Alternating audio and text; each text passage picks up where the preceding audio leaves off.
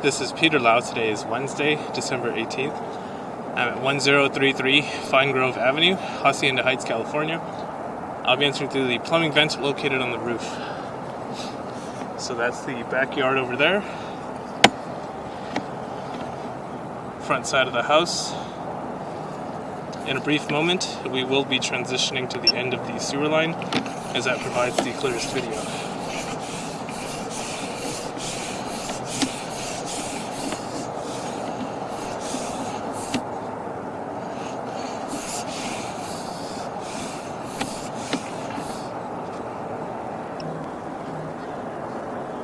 We're about 76 feet into the main sewer line where I've hit a blockage point. Blockage point looks like it's due to root intrusion within the line.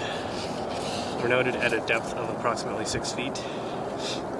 An exterior picture will be included in the report as to where this is. I'll be making my way back towards the exit. So this is me trying to push up against this debris/root intrusion that's kind of built up at about 76 feet, and I can't proceed any further. So my recommendation would be to get the line hydrojetted, which is basically a pressure washing of the line from the interior side. It uses high pressure water to cut through roots and debris that has formed in the sewer line.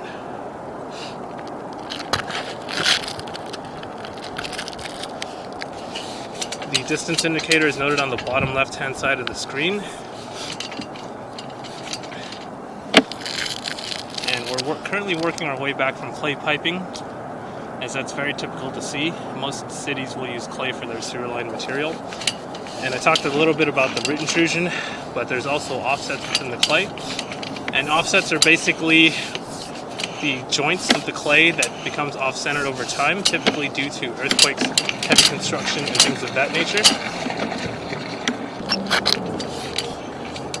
So offsets are typically what allow for roots to grow in to the clay in the first place.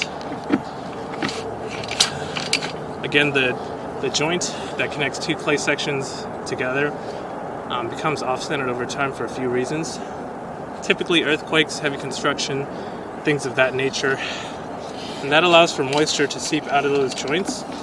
And if there's vegetation in close proximity to the sewer line, that's typically why you get roots growing in. So in the clay portion of the line, I'm checking out for a few things. Looking out for offsets, root intrusion, cracks, separations, displacements, anything that may cause complications to the sewer line, I will point out. But as of right now, it's just the offsets and the root intrusion, not noticing any cracks.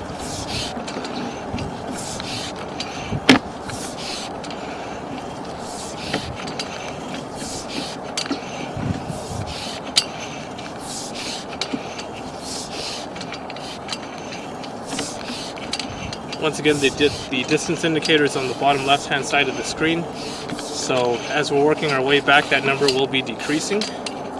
So this is another good example of what an offset looks like within the clay.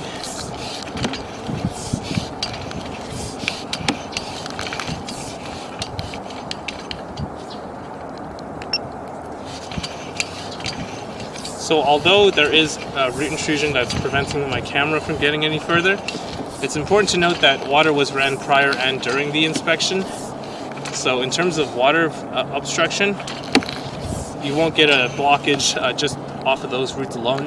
It's just preventing me from pushing my camera any further. So we do transition materials at about 35 feet. We go from clay piping, which is commonly used for the city sewer and any portion of the house that's not underneath the house, to cast iron. So cast iron used in homes built in the 1970s and prior. So we just made our way back from a turn over here. That's why the camera did some spinning. Scaling is observed within the cast iron portion of the line. Scaling is a buildup of minerals that gets caked onto itself over the years. It's a buildup of minerals on the interior side of the pipe. In essence, it's shrinking the pipe in diameter slightly due to that buildup, but scaling is not causing any blockage at the present time of inspection. However, we always do suggest updating of the cast iron drain lines. And now we're working our way back up the vent This time there is lens flare from the water that's on the camera head.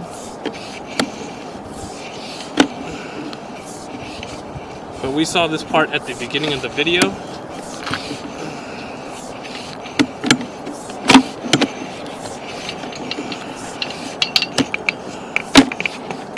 And this concludes the inspection of the main sewer line.